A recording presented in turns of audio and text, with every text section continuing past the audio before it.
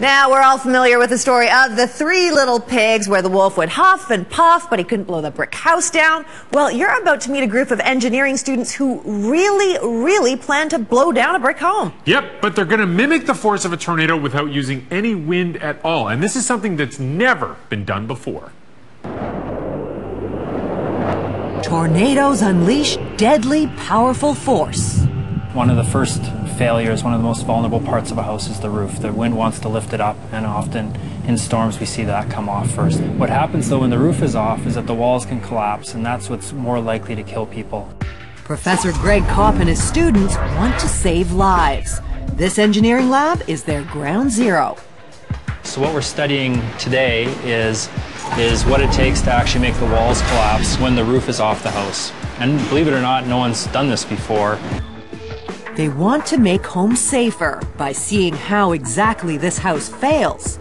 To do that, they're going to simulate a tornado, but they're not using wind. It's an old-fashioned experiment with pulleys and cables and manual labor to pull it over. So we're literally pulling the house down by hand. You see 2x4s and loading pads.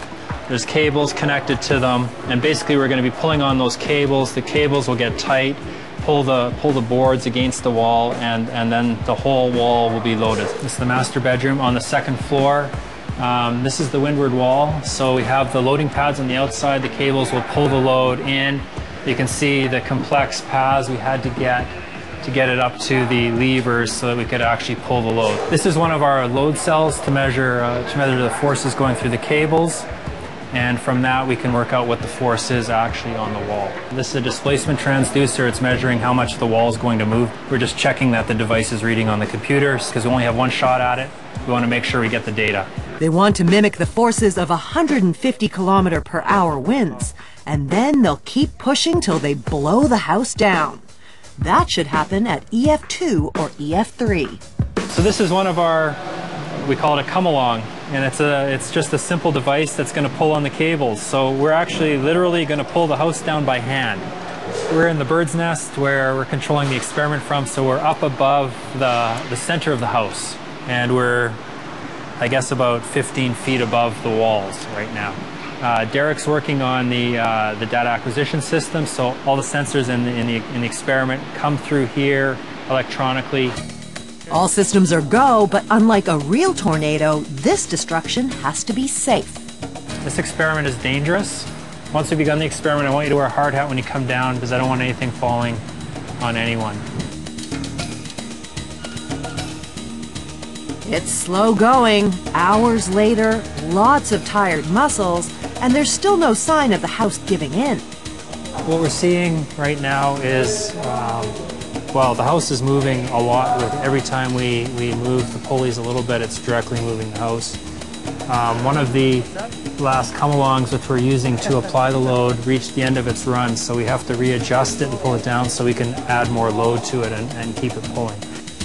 This house is built to code. It should withstand pressures of up to 150 km/h. The house is around the code load now, the building code, and so it hasn't failed yet, so that's nice. We expect some kind of failure imminently, though. Time keeps ticking. The house still standing. This takedown isn't going according to plan. We were expecting that the gap between the brick and the wall, the insulation on the inside of the wall was going to close. And instead, the wood frame wall is bowing inwards, and the brick is staying straight. So the gap between the brick and the wall is actually growing. And that's opposite of what we were expecting to happen. 10 hours in, suddenly everyone perks up. Action. And then the unthinkable happens.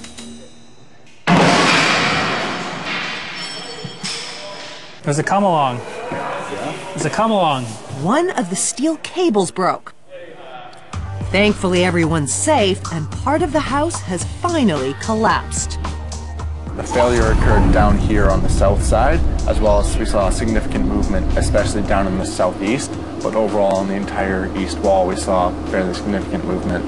The failure loads are in the range of, it seems like about EF2. We still have to do analysis of that after the fact.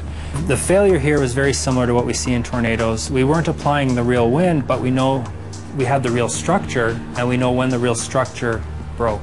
a year planning and then 4 months to build, but only 1 day to destroy, but it's just the start of our overall work on this. Now that we have to look at the data, that's the real challenge of this experiment. Ultimately, what we want to do is make houses safer for people.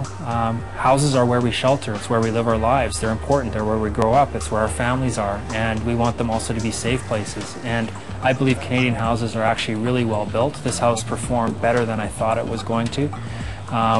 We can do a few things to make them better without making them more expensive. Part of why engineers look at houses is to help make them a little bit more efficient, and that's one of our goals. Okay.